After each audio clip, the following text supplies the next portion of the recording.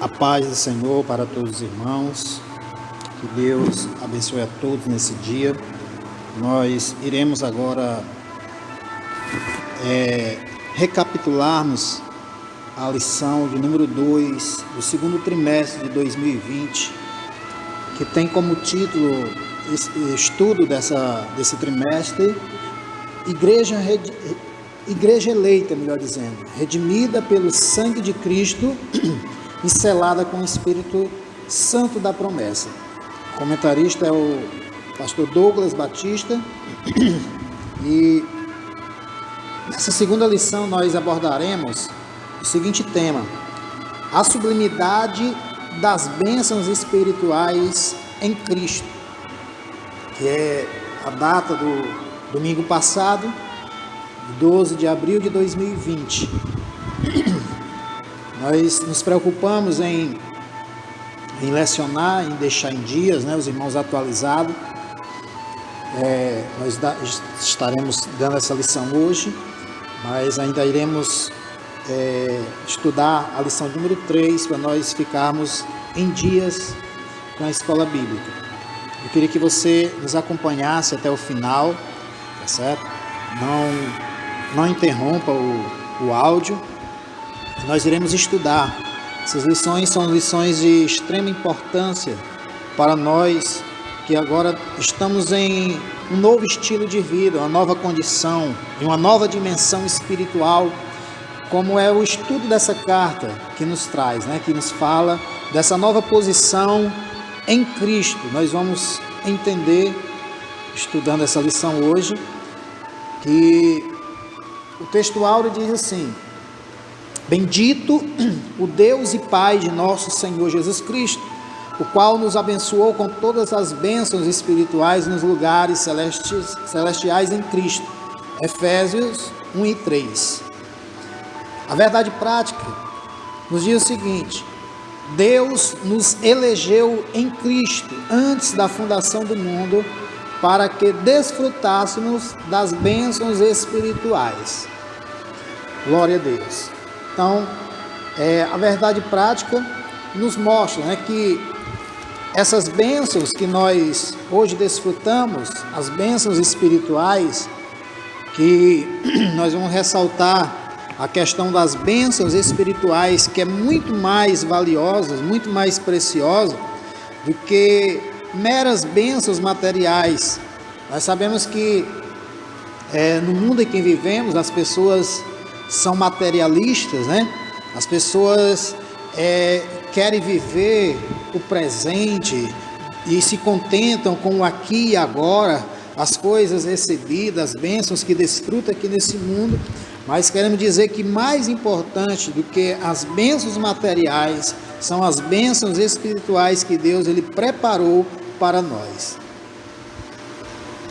A leitura bíblica se encontra em Efésios, carta de Paulo aos Efésios, capítulo 1, versículos 3 e 4, e versículos 9 ao 14, que diz assim: bendito Deus e Pai de nosso Senhor Jesus Cristo, o qual nos abençoou com todas as bênçãos espirituais nos lugares celestiais em Cristo, como também nos elegeu nele antes da fundação do mundo, para que fôssemos santos e irrepreensíveis diante dele em amor, descobrindo-nos o mistério da sua vontade, segundo o seu beneplácito que propusera em si mesmo, de tornar a congregar em Cristo todas as coisas na dispensação da plenitude dos tempos, tanto as que estão nos céus como as que estão na terra. Nele digo, em quem também fomos feitos herança, havendo sido predestinados conforme o propósito daquele que faz todas as coisas, segundo o conselho da sua vontade, com o fim de sermos para o louvor da sua glória, nós, os que primeiro esperamos em Cristo, em quem também vós estáis depois que ouvistes a palavra da verdade, o evangelho da vossa salvação, e tendo nele também crido, fostes selados com o Espírito Santo da promessa, o qual é o penhor da nossa herança, para a redenção da possessão de Deus para louvor da sua glória. Louvado seja o nome do Senhor. O objetivo dessa lição, do estudo desta lição, é para nos esclarecer as bênçãos espirituais concedidas por Cristo Jesus. Nós vamos ver que nessa lição nós iremos refletir a respeito da nossa nova posição em Cristo. Por que nova?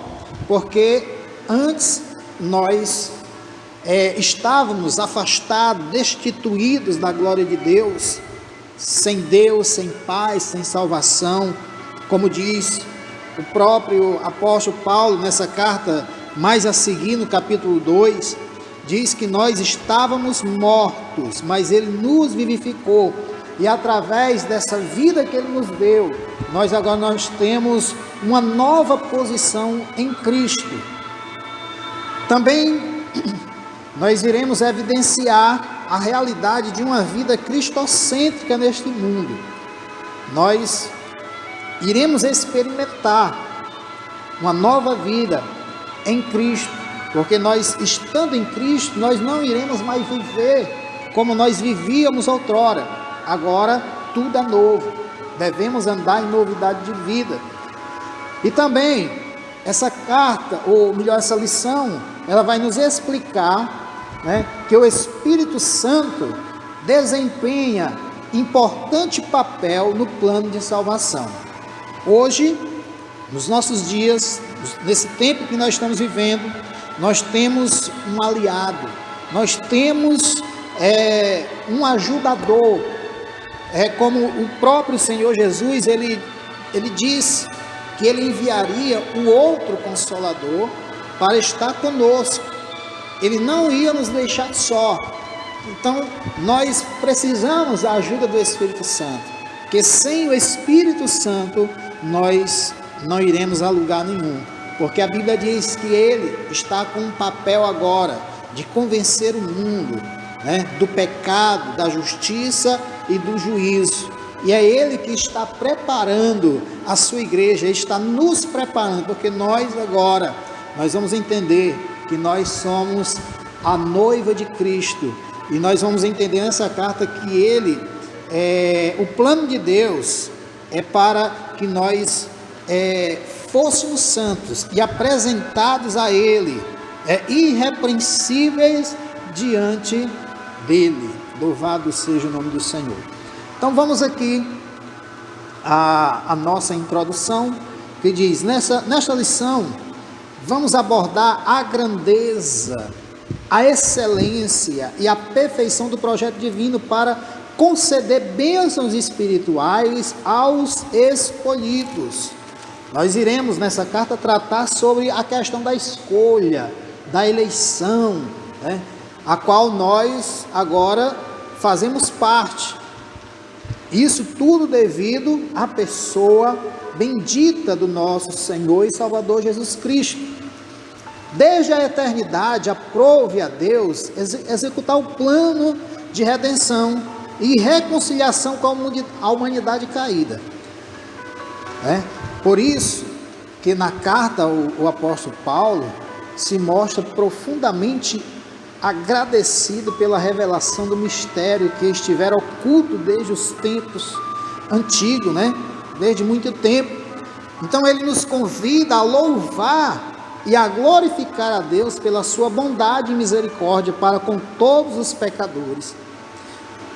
Nós vemos que o apóstolo Paulo, ele louva a Deus porque ele fala de algo tremendo que Deus ele fez pela humanidade e que não é uma coisa nova que Deus resolveu agora, no momento, de improviso, mas desde a eternidade, que já estava oculto, já estava preparado, esteve oculto desde os tempos antigos, desde a fundação do mundo. Deus já preparou, Deus já havia na sua onisciência preparado um plano, se por acaso o homem pecasse, porque Deus na sua onisciência, ele via a possibilidade do homem falhar, E assim Deus já preparara, né, a saída, o escape, a redenção do homem caído.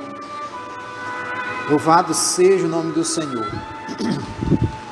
Então, nós vemos aqui, Paulo ele falando, né, após expor os versículos de abertura da epístola, no versículo 1 e 2, o apóstolo Paulo apresenta uma sequência de texto que se caracteriza pela verdadeira adoração e bondade ativa de Deus. E ele glorifica a Deus por tudo que ele tem realizado em Cristo Jesus, nos proporcionando todas as bênçãos espirituais. E ele começa pela frase: bendito Deus e Pai de nosso Senhor Jesus Cristo, onde bendito significa digno de louvor. O apóstolo dá sequência até o versículo 14, por meio de um maravilhoso tributo ao Eterno e as suas muitas bênçãos concedidas aos homens. Então nós vemos aqui um louvor da parte do apóstolo Paulo por tudo aquilo que Deus ele se empenhou pela humanidade caída. Louvado seja o nome do Senhor. Então, nesse trecho bíblico, trata-se de um hino teológico de gratidão, caracterizado pela repetição do seguinte refrão: para o louvor e glória da sua graça, ou para o louvor da sua glória. Aquele o qual devemos adorar está identificado na expressão Deus e Pai de Jesus Cristo, uma clara referência à Santíssima Trindade, com ênfase na natureza divina de Jesus Cristo, seu Filho. Então aqui ele enfatiza o senhorio de Cristo, né? A sua majestade, a sua natureza divina. Louvado seja o nome do Senhor. E aqui ele começa a falar sobre as bênçãos espirituais. Obviamente que as bênçãos espirituais não são materiais, mas provenientes dos lugares celestiais, que vêm do alto. São coisas espirituais que não se pode tocar, mas que nós sentimos, e nós podemos tomar posse dela. Então isso faz parte do reino espiritual. Essas bênçãos são mencionadas na longa passagem de Efésios, capítulo 1, versículos 3 ao 14, a leitura que nós realizamos, a leitura oficial, tais como: Deus nos elegeu para sermos santos, predestinou-nos para sermos filhos, nos fez agradáveis para si, reuniu-nos por meio do sangue de Cristo, Ele acolheu-nos por sua vontade redentora, revelou-nos a palavra da verdade e selou-nos com o Espírito Santo da promessa. Ainda garantiu a validade da promessa.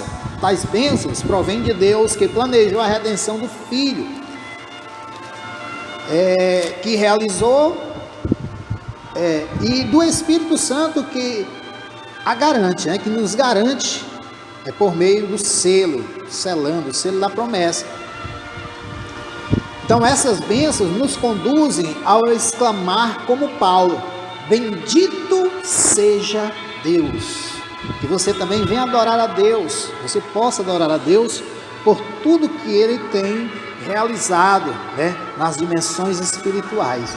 Quando a gente fala de dimensão espiritual, não quer dizer que você, além de ser abençoado no âmbito espiritual, na dimensão espiritual, você também não seja abençoado também por meios materiais.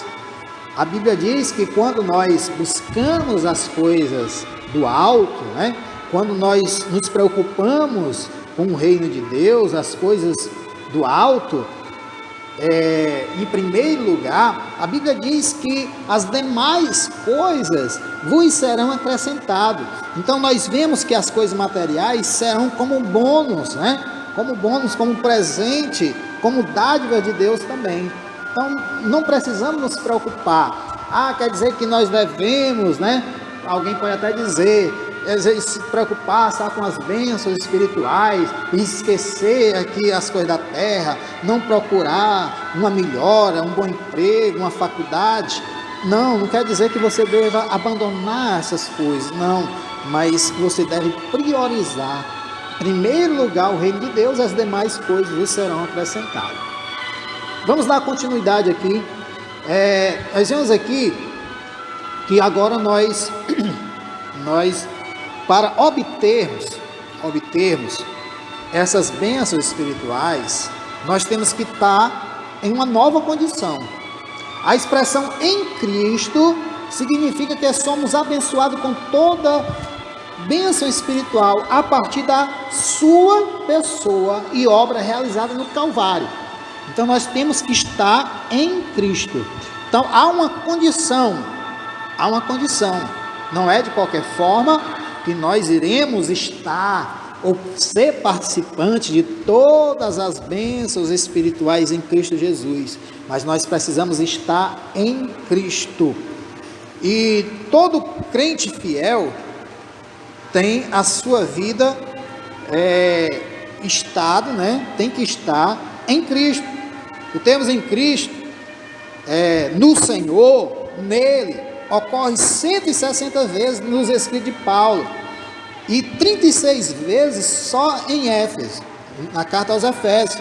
Em Cristo significa que o crente vive e age agora nessa esfera de Cristo Jesus. O novo ambiente do redimido é o da união com Cristo, em Cristo.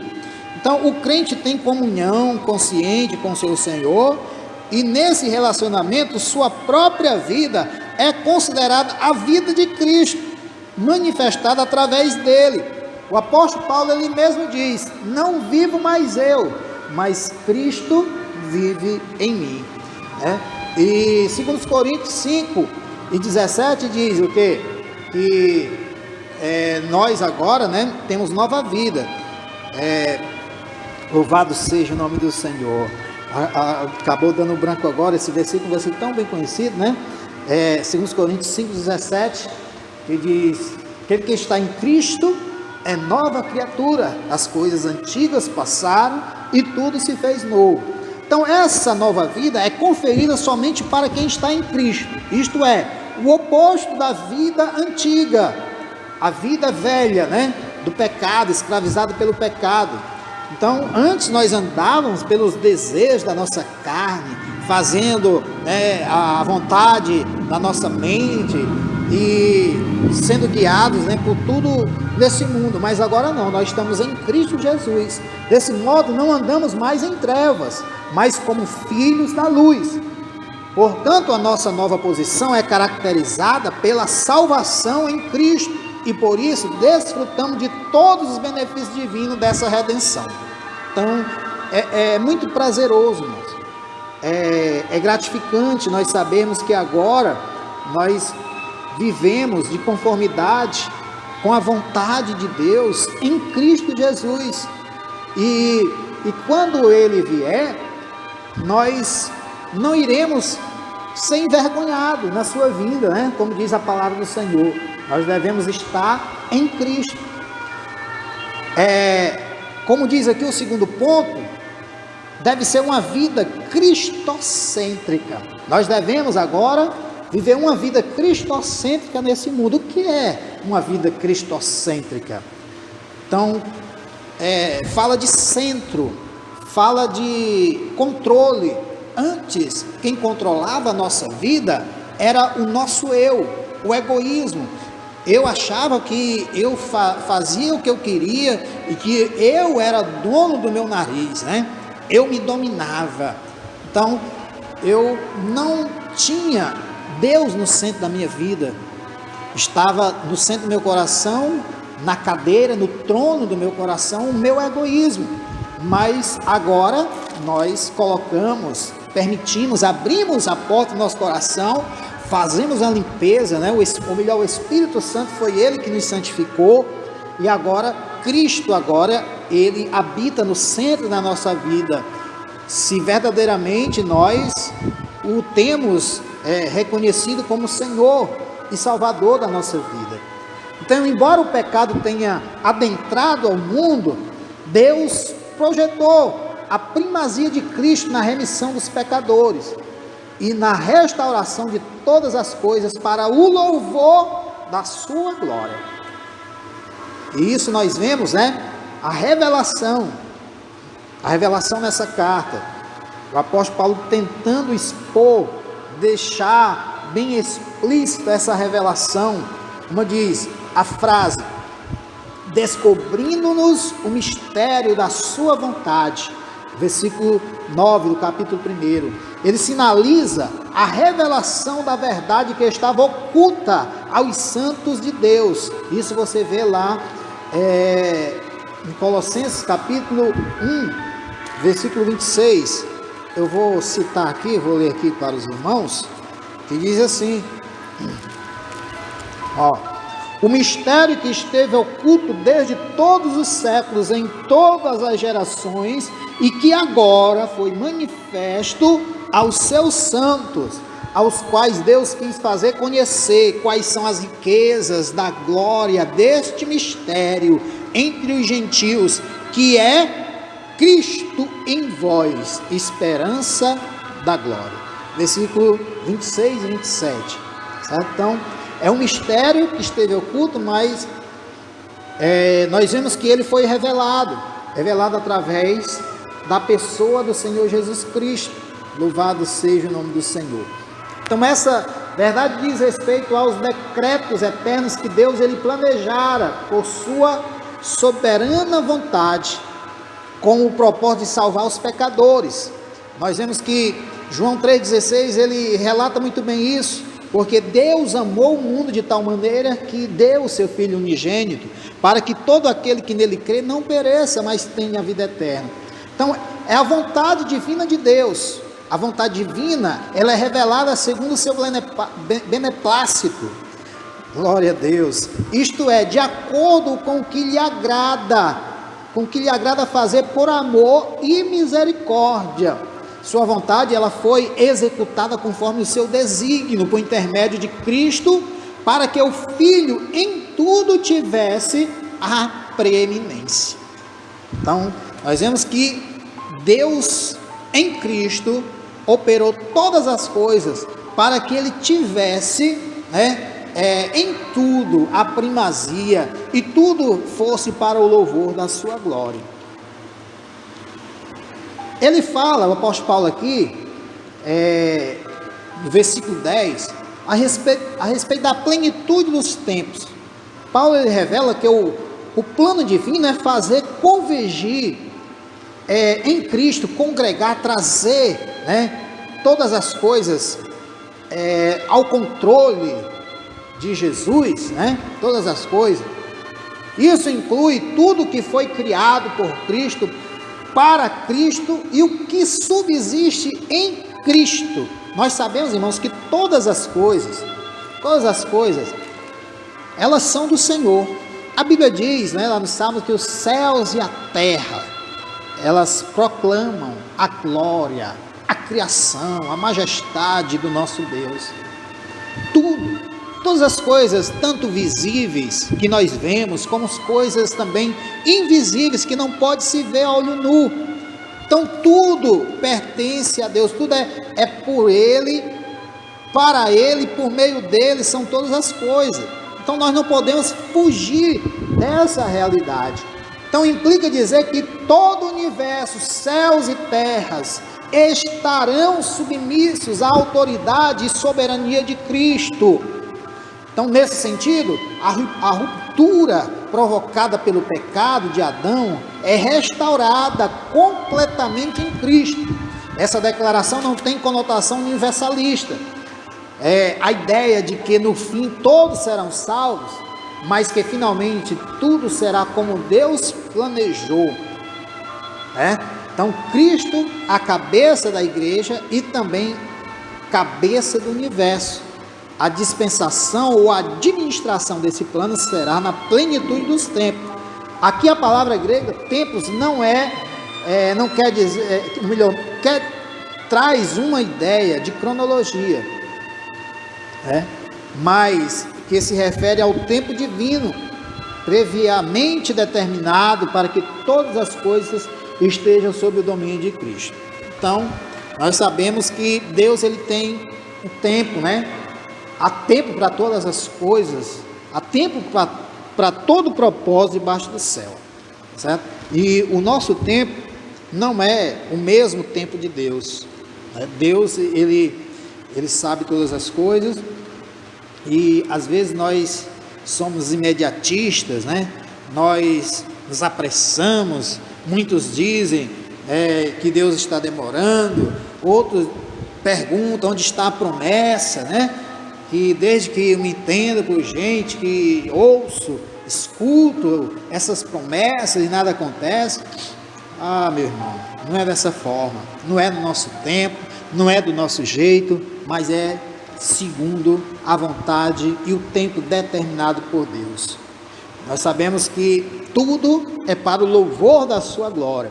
O apóstolo Paulo enfatiza que as bênçãos são destinadas aos crentes judeus e gentios, a igreja, né? A igreja. Agora, né, desses dois foram formados a igreja.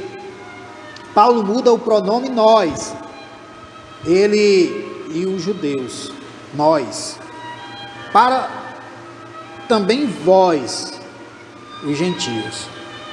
Primeiro, ele fala de nós como gentios, e vós, ou nós judeus, e vós gentios, né, melhor dizendo, indicando que em Cristo os crentes de ambos os povos são herdeiros da promessa. Agora é um povo só, é a igreja. Então ele ratifica igualmente que o propósito da eleição não é outro senão louvar e glorificar a Deus. Isso assinala, né, não somente adorá-lo com palavras e ações, mas também levar outros a fazer o mesmo. Então, por conseguinte, tudo que somos, fazemos e possuímos vem de Deus, pois começa na sua vontade e culmina na sua glória. Então, não é que nós sejamos manipulados como marionetes, como robôs. Não, Deus ele vai respeitar a vontade do homem, mas nós seremos felizes se nós conseguirmos entender, absorver a vontade de Deus para a nossa vida, que nós sabemos que é a melhor. Ele tem o melhor para nós, né? Deus, ele tem o melhor para mim. Deus, ele tem o melhor para você. E tudo isso culminará, né? Vai redundar, né? Em louvor e glória para o nosso Deus. Então, concluindo aqui esse ponto, nós vemos os decretos eternos planejados por Deus e executados por Cristo, inclui a salvação dos pecadores e a restauração de todas as coisas. Nós iremos agora ao terceiro ponto, que fala sobre o Espírito Santo, penhor da nossa herança. O Espírito Santo, como nós falamos, ele está atuando com um papel importantíssimo. Ele desempenha um papel no plano da salvação idealizado por Deus Pai. É um plano que foi arquitetado entre as três pessoas, que foi executado, está sendo executado também pelas três pessoas. Então, o Deus, o Pai, o nosso Pai Celestial, ele planejou a salvação. O Filho se dispôs a executar esse plano, e agora o Espírito Santo, ele está preparando, fazendo com que as pessoas entendam esse plano e aceitem esse plano de redenção, e assim possa ser participante de todas as bênçãos espirituais a qual o Pai, o Filho, né, tem preparado. E o Espírito Santo agora está nesse papel, né, de apresentar um povo eleito diante de Deus. Então, nós vemos que todos aqueles que entendem o plano de Deus, eles são selados. Há um selo selo do Espírito Santo. Aquele que ouve a palavra de Deus, o evangelho da salvação, e que por meio da fé se rende a Cristo, recebe o selo do Espírito Santo no momento da convenção. Que coisa maravilhosa. A salvação, ela é instantânea. Embora nós aprendamos, né, que a salvação, nós entendemos ela em 3 tempos: no passado, no presente e no futuro. No passado, que nós fomos salvos quando Cristo,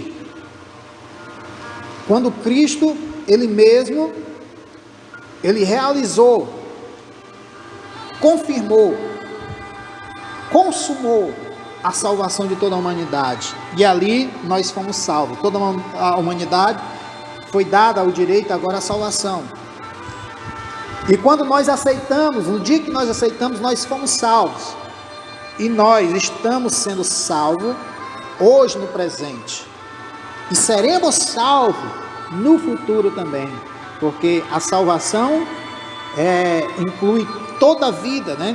Enquanto nós estamos aqui, nós estamos desenvolvendo essa salvação por meio de Cristo Jesus e a pessoa do Espírito Santo. Nos tempos bíblicos, o selo era usado como sinal de propriedade e posse pessoal. Ao conceder o Espírito Santo ao crente, Deus identifica os que pertencem a Cristo, pois o Espírito testifica aqueles que são filhos de Deus. O próprio Espírito Santo, ele testifica daqueles que são filhos de Deus. E o crente, ele tem essa confirmação do Espírito Santo. O crente, ele tem a certeza da sua comunhão com Deus. Ele não tem dúvida. O verdadeiro crente, aquele que espera pelo Senhor, que tem convicção, ele tem o Espírito Santo, ele testifica com ele. Louvado seja o nome do Senhor. Então, e o maligno não lhe toca. Está lá em 1 João, primeira carta, capítulo 5, versículo 18. Então, o Espírito Santo não toca porque nós temos selo. E o selo é para identifica que algo é de propriedade de alguém. Então, quando o inimigo, ele olha para o crente, ele vê que aquele crente, ele tem o selo, ele tem o endereço, que é o céu. Louvado seja o nome do Senhor. Então, assim, a terceira pessoa da Santíssima Trindade tem um papel fundamental de regenerar, purificar e santificar o pecador. Ele é quem convence o ser humano do pecado, da justiça e do juízo, e que também produz no crente o verdadeiro relacionamento com Deus por meio do fruto do Espírito. Ele gera em nós fruto. E a gente vê as características desse fruto lá em Gálatas 5, versículo 22 e 23. Vamos ver aqui, né? Mas o fruto do Espírito é caridade, gozo, paz, longanimidade, benignidade, bondade, fé, mansidão, temperança. Então nós vemos que o Espírito Santo, ele produz em nós esse fruto. E além de ser o selo, ele é o penhor, ele é o valor, né? Ele é de grande valor. O termo grego arrambon pode ser traduzido como depósito, penhor, garantia, ou ainda primeira parcela. Então a palavra tem origem semítica e era usada nas transações comerciais para assegurar o preço ou garantir o pagamento de algo. Então o Espírito Santo, né, ele é o penhor, ele é a garantia do pagamento, foi o depósito, né, feito por Deus pelas nossas vidas, que agora nós pertencemos a Ele. Então tudo isso significa que aquele que tem o selo do Espírito Santo tem a salvação garantida. Isso não quer dizer que o crente está salvo para sempre, independente da sua conduta, mas que a redenção está válida aos eleitos em Cristo. Olha, em Cristo, novamente ressalta aqui o termo em Cristo, aquele que permanece fiel. Então a salvação é válida, o valor é válido, só vai ter validade enquanto nós nos mantermos fiéis. Se nós formos violados com o pecado, então, se for tirado o selo, então nós estaremos agora sem garantia. E nós vemos que o Espírito Santo, ele nos garante, enquanto nós permanecemos fiéis, então será válido, né? Esse pagamento, essa garantia feita pelo Espírito Santo às nossas vidas. E nós estamos concluindo a lição de número 2. Estamos atrasados, né? Devido não podermos estar nos reunindo, mas que os irmãos possam, através dessa lição, desfrutar ou meditar nos benefícios alcançados, né, agora por meio da revelação de Jesus Cristo para nós. De nós agora vivermos em uma nova posição em Cristo Jesus. Você, meu amigo, meu irmão, né, você agora está numa nova posição. Você está na posição de eleito. Você está na posição de salvo. Agora nós devemos desfrutar de todas as bênçãos. Não é poucas, algumas bênçãos, é todas. O apóstolo Paulo fala de tudo que Cristo ele conquistou na cruz. Agora é nosso direito, nós temos direito, né? Porque nós nos tornamos filhos, nos tornamos herdeiros e co-herdeiros com Cristo. Então, concluindo, nessa porção da Epístola aos Efésios, o plano divino revelado resulta na reconciliação do ser humano com Deus por meio de Cristo e na restauração de todas as coisas visíveis, como eu já falei anteriormente, e invisíveis. Ambos os propósitos devem redundar em louvor e glória ao Deus eterno. Na plenitude dos tempos, todo o desígnio divino estará plenamente executado. Então, Jesus ele virá, né? Ainda que muitos a tenham por tardio, ele virá e não tardará. Que Deus em Cristo nos abençoe. Senhor, meu Deus e meu Pai, eu te agradeço, Senhor, te louvo, te exalto por esse momento e poder transmitir, Senhor, a tua palavra, meu Deus, e que o Senhor venha alcançar o maior número, Senhor, de corações, de pessoas que nesse momento estão angustiadas, muitas pessoas, Senhor, preocupadas, ansiosas, Senhor, meu Deus, sem saber como se conduzir nesses tempos difíceis, Senhor, meu Deus, podemos até dizer, Senhor, de repressão, meu Deus, onde nós vemos, Senhor, as pessoas, Senhor, presas, Senhor, em seus lares, sem poder se reunir, meu Deus, até mesmo com os seus familiares, distantes, separados, meu Deus, Pai querido, mas que o Senhor possa nos dar, Senhor, entendimento, meu Deus, nos dá paciência, meu Deus, para que não venhamos, Senhor, estar lutando contra a vontade do meu Senhor, porque sabemos que a vontade do Senhor, ela é boa, agradável e perfeita. Meu Deus, que possamos entender, meu Deus, que o Senhor venha confortar os corações, que o Senhor venha tirar, Senhor, todo medo, tirar todo engano, Senhor, também toda a rebeldia, meu Deus, toda a revolta dos corações, Pai querido, e que o Senhor possa usar de misericórdia, Senhor, para com o teu povo, a tua igreja, venha animar os corações, Pai, meu Deus, e que nós possamos novamente nos reunir, Senhor, como de costume. O Senhor venha nos dar, Senhor, esse prazer, essa alegria, para a honra e a glória do teu nome, Senhor. Em nome de Jesus, eu abençoo a todos os irmãos, aos jovens, ao departamento de senhoras, os varões da tua casa, os obreiros, meu Deus, todo o teu povo, Senhor. Em nome de Jesus, eu oro e te agradeço. Amém.